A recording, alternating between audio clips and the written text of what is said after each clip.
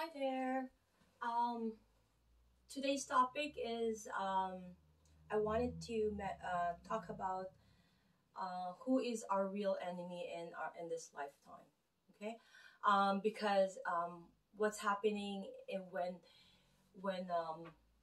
when people are weary and tired, not exhaustion of like body, physical body life, right? If they're weary and tired and um, they're really there's no other way for somebody has to help that person to get out and to see light, right? Because that person is already the demon has gotten to that person already.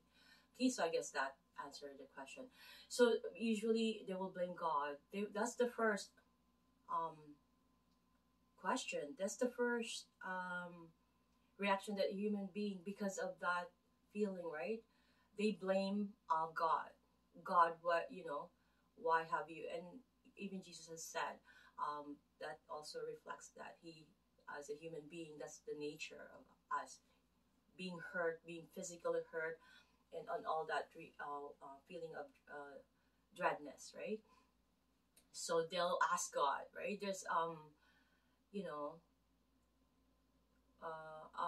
I live in Toronto, Canada, but I'm from the Philippines. So sometimes I follow people, mostly like if they're like my age, my generation. So I still follow, right? And there's this actress that says that, things that happened to her, and then at the darkest times of her life, and she questioned God. She said, "Why me?" Right?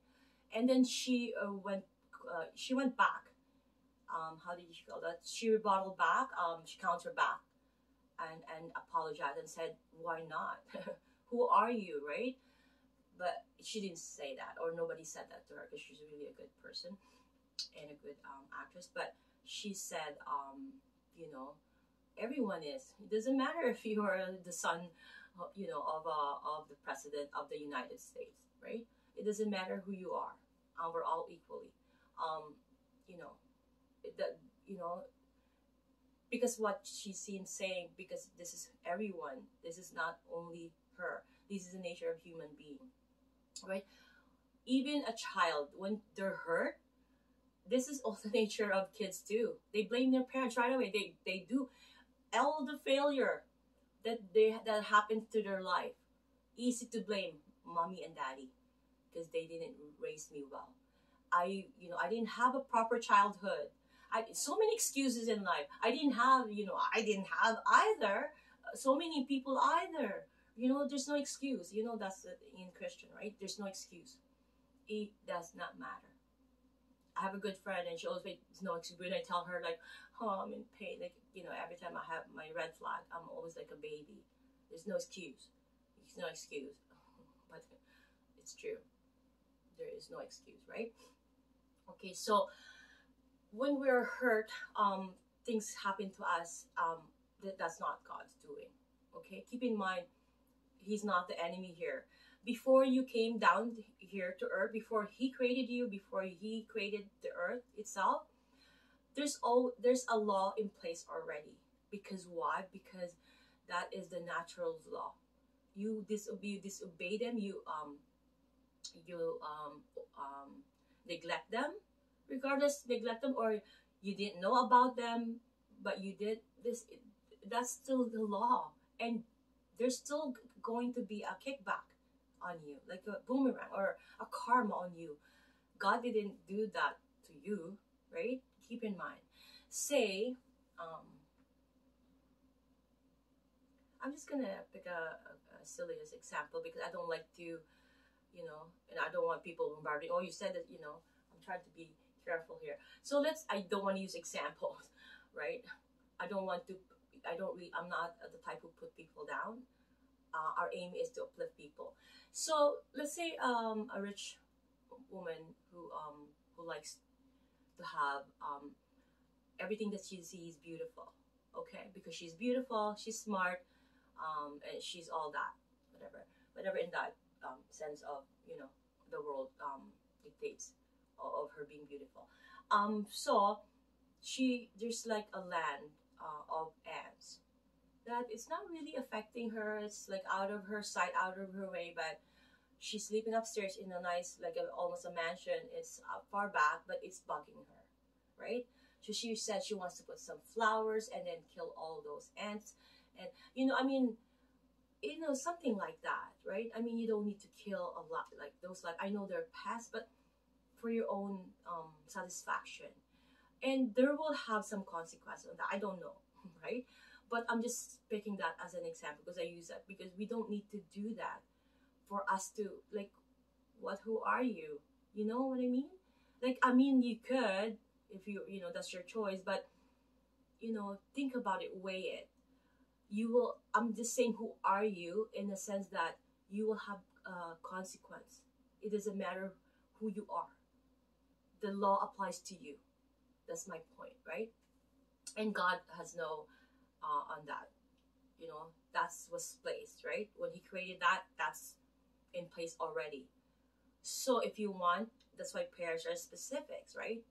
Right? For safety, and me, I pray for general usual safety and health for my kids.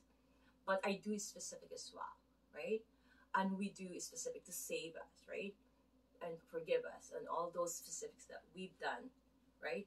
That is, sometimes of ignorance, but especially me, I'm so ignorant of things like, oh my God, I didn't know that. And and it's true because I live my life, I cocoon myself in just a way that I'm not, I like being home. Um, and I don't really like to, um, how do you call this? Not all the time, but I like to be in the city. I like, I like the nature more. And I like to be in a lot of crowd at times, but not all the time, right? I like my own, I have my own sanctuary, my home, my own room. Um, if I, if I'll be blessed, I'll have my own little altar there, my own space, everything, and it's my own, right? I don't want anybody unless they're gonna pray, right? Something like that, something that I would want. But you know, in Canada, it's almost dying my phone again. It's impossible. Okay,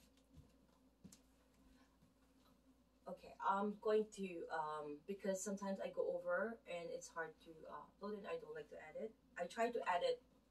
It's just not my thing. It's giving me headache and then I'm done for the day and I have responsibilities.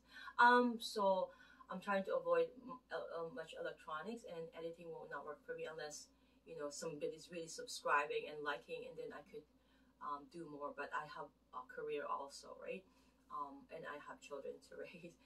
But I would like to give all the things that I know so that other people can know.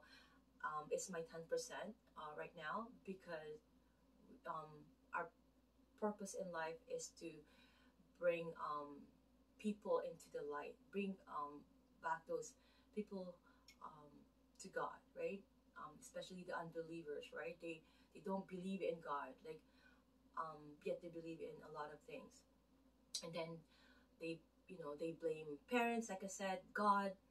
They blame everybody but themselves. You're the one who's incurring those consequences, right? And also your parents, right? Because of like it's not what they intended to do. It's because their life has also been in that cycle. Therefore, you are also that because it's in the Bible. If you're committing sin, you're up to. I heard when I was young, 10th generation, but maybe that's too cruel. Maybe that's the old Moses law. It says I read in a book derived from the Bible that is up to fourth generation. So my great granddaughter. So whatever my sin now, my poor little great daughter and grandson is going to pay for it, and that is the truth. I didn't do this rule.